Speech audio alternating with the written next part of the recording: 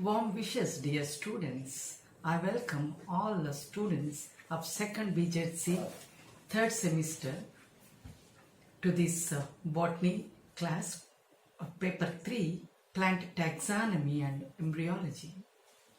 This is the first session for this semester.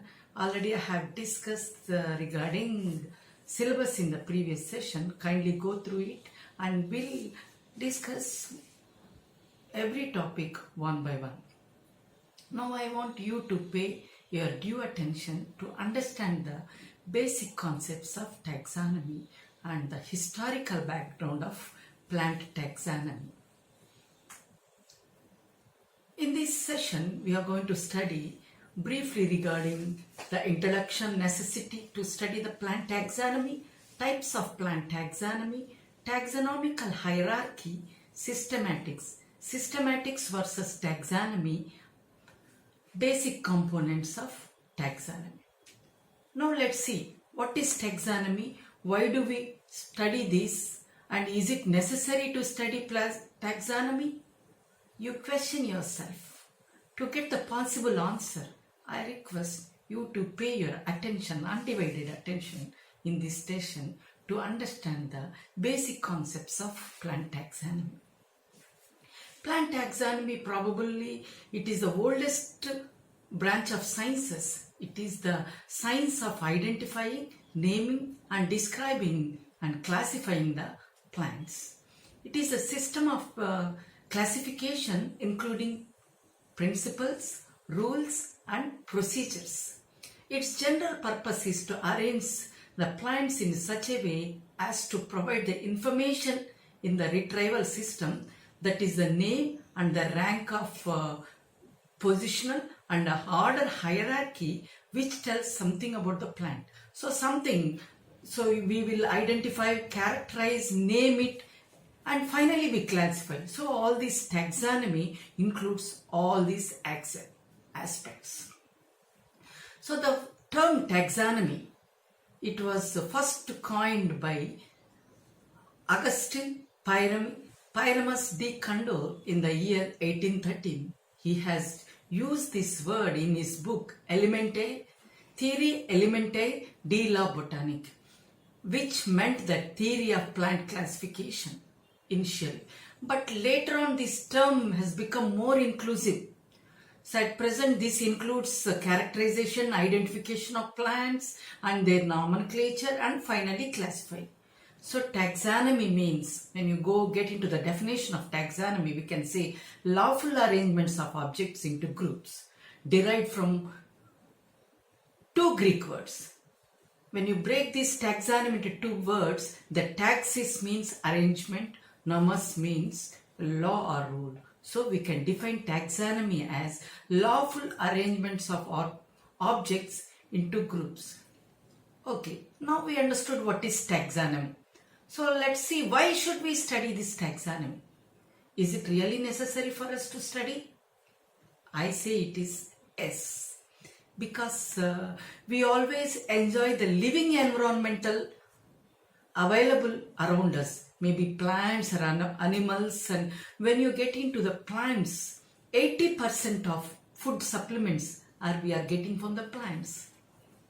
So these plants have great significance and unmatched impact on our lives. So most of our food, fodder and medicinal raw materials are fulfilled by these plants.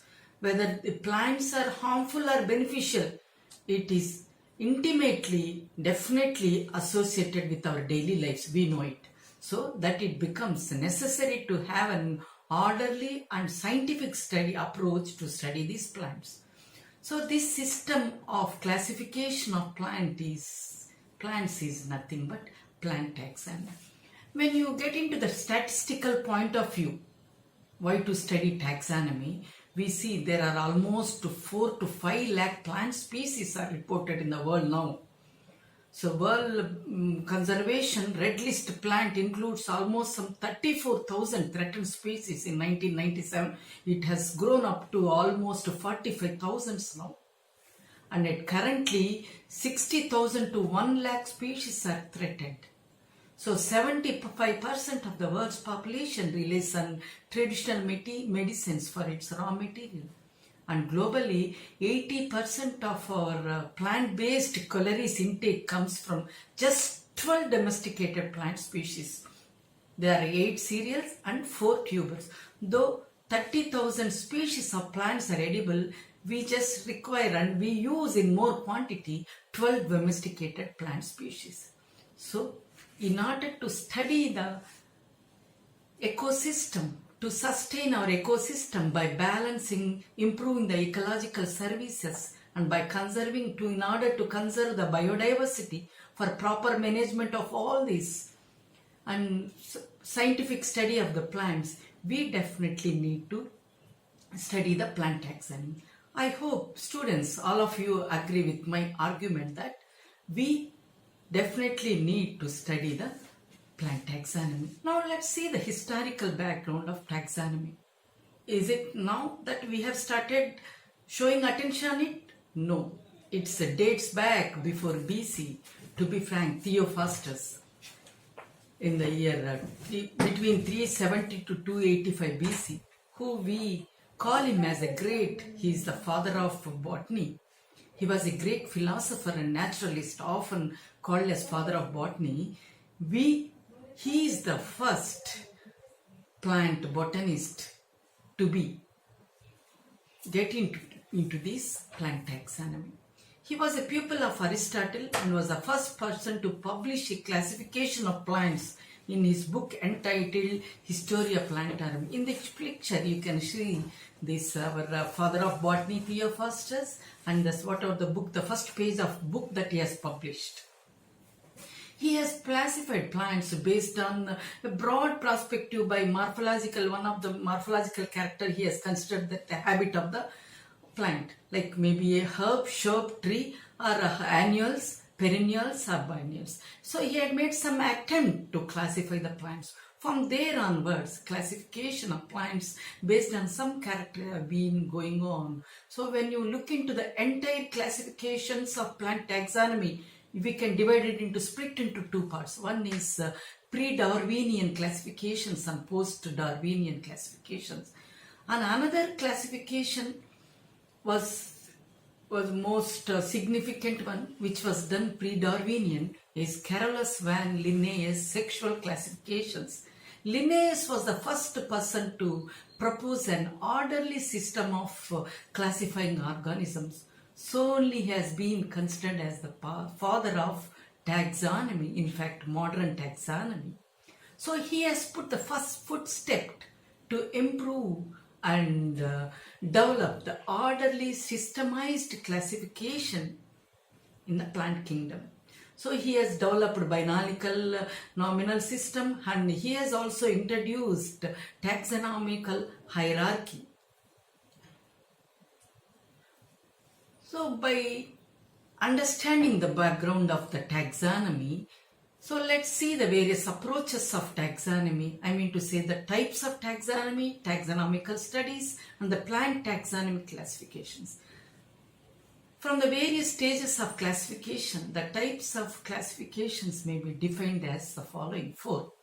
Alpha taxonomy or classification taxonomy, beta taxonomy, gamma taxonomy, omega taxonomy or plant systemics. We'll see one by one. So what is alpha taxonomy? You know what is taxonomy now? Why should we study taxonomy now? How this taxonomy has taken its footsteps to improve the systematic study of the classes now. So all this information putting together, the types of classifications, taxonomy, types of taxonomy can be divided into these. We'll see one by one. One is alpha taxonomy. So this involves a description and naming of organisms. So we can consider it the parent of all types of taxonomy, alpha taxonomy. Very orthodox, we can say it is Theophrastus taxonomy comes under this. So only some morphological characters are studied. So based on it, it is classified. Next we'll come to the beta taxonomy. In beta taxonomy, in addition to morphological description, it also involves consideration of affinities and their interrelationship between the separate groups of species. So among the species and between the species also interrelations are studied in this taxonomy. And next comes the gamma taxonomy. It is concerned with the description, interrelations, and also evaluation of one species from other species also considered in this gamma taxonomy. And this omega taxonomy, it is the modern at present going on. Scientists are classifying plants according to this taxonomy, that is in modern experimental taxonomy, in which taxonomic activities have been enriched with data from ecology, phytochemistry, phytogeography, cytogenetics, and physiology, from many more branches of biology, and coupled with the adequate computation, and it gives rise to the modern taxonomy. In our syllabus, we will be mainly concentrating on alpha taxonomy and omega taxonomy. So, classical orthodox or alpha taxonomy, it prior to evolution theory of Darwin. So all the relationships of plants were expressed as natural affinities on the basis of overall similar morphological features. So if the plants, whatever adaptations that it undergoes when it lives in water, same plants in the terrestrial, so water adaptation it takes, based on that natural affinities, classifications was done in this classical or orthodox or alpha taxonomy. Whereas in the omega taxonomy, you look at the picture which I have shown in this slide, in this type of approach.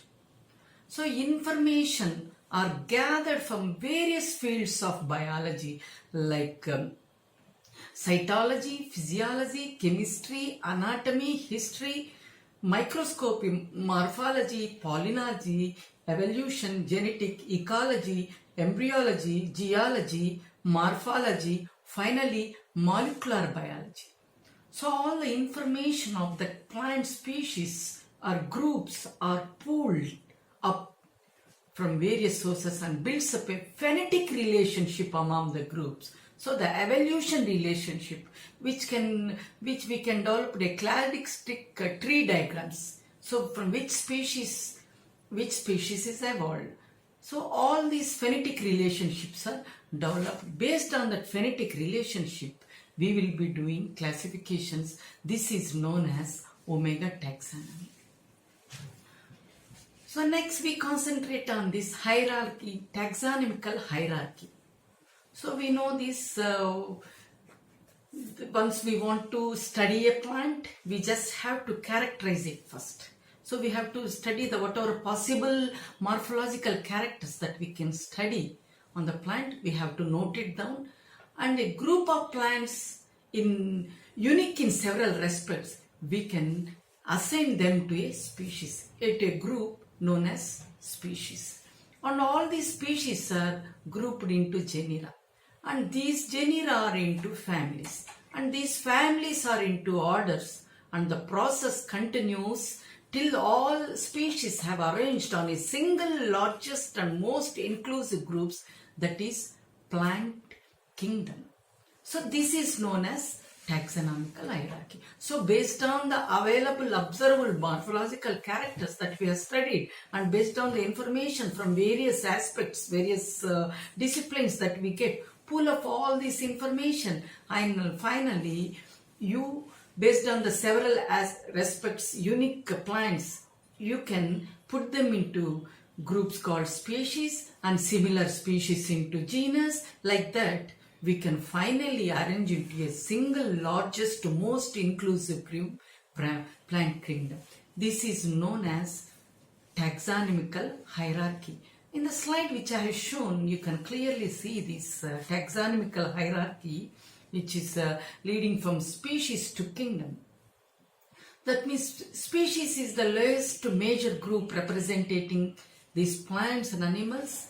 And next comes genus. Genus are closely related species. Next comes families. Family is closely related generas. Next, order. Order is closely related families. And classes are the closely related orders.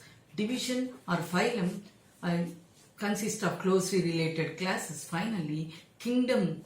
Kingdom is related division, closely related division and phylum. So we can say close related species will be in a genus, close related genus in a family, close related families in a order, closely related orders in a classes, closely related classes in a division, closely related divisions in a kingdom. So this is known as taxonomical hierarchy.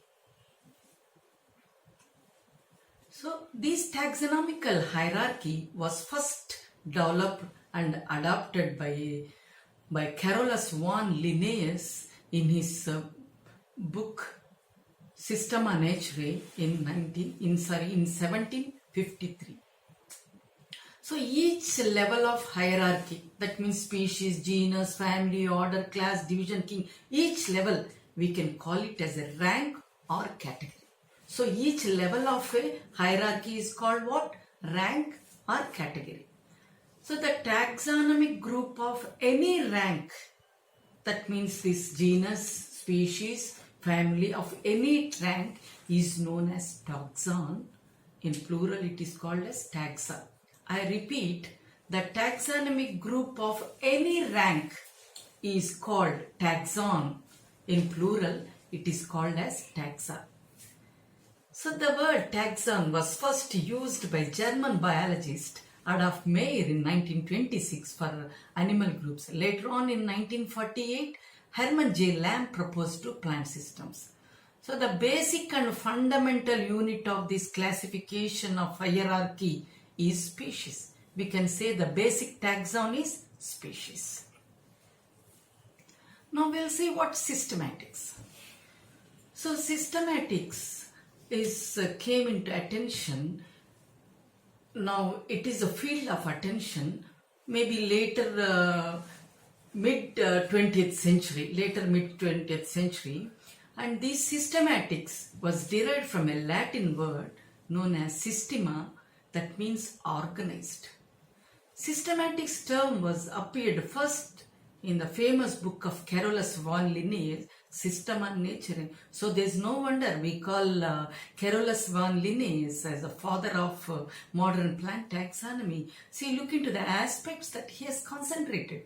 He has introduced binomial nomenclature, and he has introduced hierarchical taxonomical hierarchy, and he has introduced the proper word systemics. However, Huxley is often credited to have made the first use of this term in his article Systematics of Birds. Though Carolus von Linnaeus used this, it was used in his article Huxley, so he has been credited for first use. So what is this systemics? Systemics can be defined as study of diversity and history of organism and the evolutionary relationship between them. So systematics can be defined as study of diversity, history of organism and evolutionary relationship between them. In short, we can say the science of organizational diversity is systematics. So now you get what is systematics. How is it different from taxonomy? Is it the same? We find many of the plant taxonomists often getting confused or often synonymously using systematics for taxonomy. Is there any difference? Just look into this. So taxonomy, what we study in taxonomy, what we have discussed previously, taxonomy specially refers to the methods and principles of classifications. We characterize a plant, we identify a plant, we name a plant and we classify it. So we concentrate on only classification in case of taxonomy. Whereas in systematics, you'll see in a broad perspectives, each will include taxonomy as one of its basic component. So in systemic, taxonomy is one of the points that we cover. Other than that, we'll be studying the evolutionary process such as hybridization, sources of variability, degree of variation in populations, reproductive isolations, origin of species, etc. And also, we'll be concentrating on study of phylogeny. So the evolutionary relationship between groups. So to build up the phenetic relationships and cladistic diagrams of the plant species. So systematics, in other words, we use to understand the evolutionary history of life on the earth. Now students, do you get the difference between the taxonomy and systematics? So taxonomy is to be frank, it is only concerned with the classification, whereas systematics in broad perspective, it covers the classification, evolutionary process, and try to build up the evolutionary process and understand the process from the history. So now we'll get into the last topic of this session, the fundamentals of taxonomy. So now we have studied till now what is taxonomy, what is the use of taxonomy, what is the history of taxonomy, types of taxonomy and taxonomical hierarchy and systematics and the difference between systematics and taxonomy. And we'll get into the fundamentals of taxonomy now. There are three basic components of taxonomy.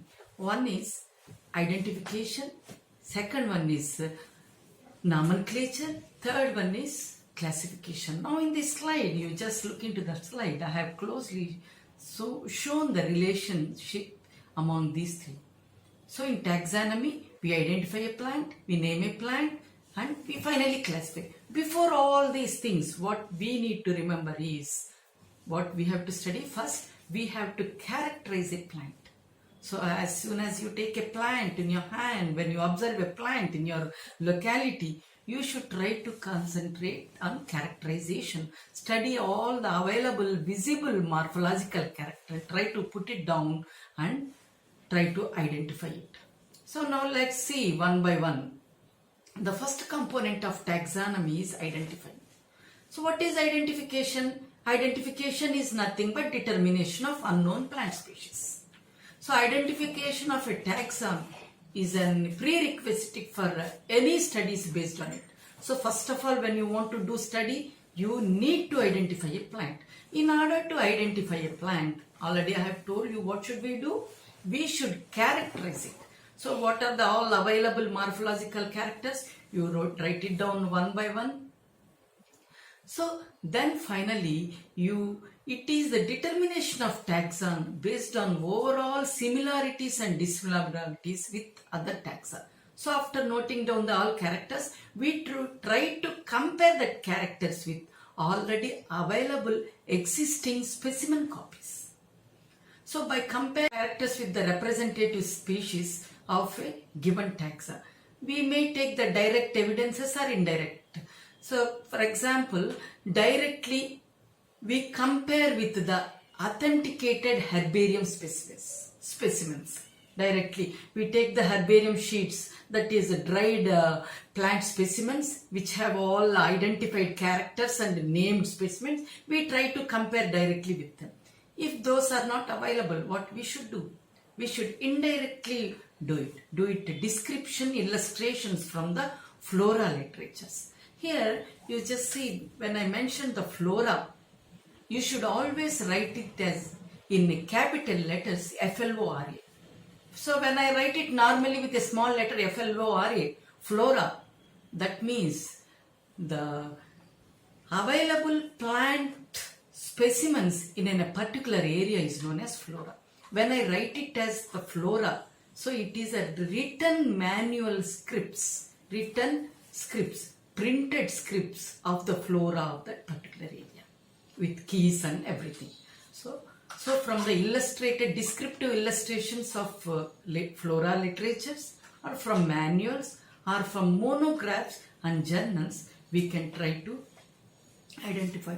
Nowadays, in modern days, what we are doing, we have developed many softwares with the invention of computers and statistical analysis, what we are trying to do, we are putting in the softwares, we are putting all the available morphological observable characters, we are feeding into the software. By using computer punch card keys, we have finally derived to a possible species. Sometimes the specimen may not agree or compare with the existing predetermined species. So sometimes it will not match with anything. So then in such a case, it is taken to be a new to science. That is a very exciting situation for any botanist to identify a new plant species. So we should, whatever plant we wanted to identify, we study the characters and we try to compare with the existing herbarium or with compare with the other diagrammatic or descriptive illustrations from flora, manuals, monographs, journals. So if not matching with N, we can say it is a plant new to the science. So normally, in general, when you want to identify a plant from your local area, what you do, you go to the nearby colleges herbariums. In the colleges, they go to the university herbariums, and universities and scientific research center, finally they clarify with the Botanical Survey of India. So in India, the highest authority to identify the plant is Botanical Survey of India. Whereas internationally, International Center for Plant Identification is the biggest botanical garden is Royal Botanical Garden, Kew, London. So this botanical garden regularly it publishes a journal known as Index Cuensis, which includes the newly identified plants, description, information and nomenclature, any changes in ICBN rules, everything it will be intimated by it.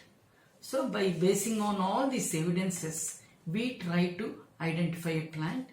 If it is not identify the existing resources, then what we should do? We should say it is new to the science and proceed for the nomenclature. So once the taxon has been identified, it becomes necessary to give a scientific name. So it is not compared with the available material, so we definitely need give it to a name. So that nomenclature is nothing but naming of taxon correctly by a binomial nomenclature method. It is very much essential for proper communication on identification of taxa. International Code of Botanical Nomenclature ICBM, through its rules and regulations, recommendations framed by International Botanical Congress held at regular intervals, decides it. So the new name to taxon is given by following binomial nomenclature. So by following the various rules, regulations, recommendations suggested by ICBN, International Code of Botanical Nomenclature, formed by International Botanical Congress, which held at regular intervals. So the new name to taxon is given, should be given based on binomial nomenclature. So I already told you what is binomial nomenclature. Binomial nomenclature, this is been introduced by Carolus von Linnaeus. That means a name, it should contain two words and they should be definitely with the language of Latin. Latin means dead, which is not used by anyone in the world. So name should have two words and it should be definitely in Latin language.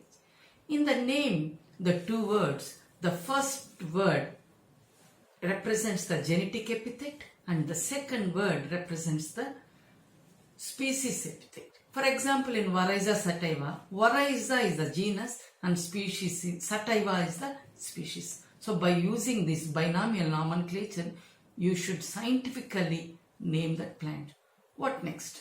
We have already identified, named, then what should we do then? We should try to classify it, put it in a right place. Studying plant characters in organized manner and place them into larger or smaller group based on their similarities and differences. Then arrange in a sequential manner into categories according to their levels, each category given a name following the rules of its nomenclature. For example, similar plants are grouped under species. Similar species are grouped under genus.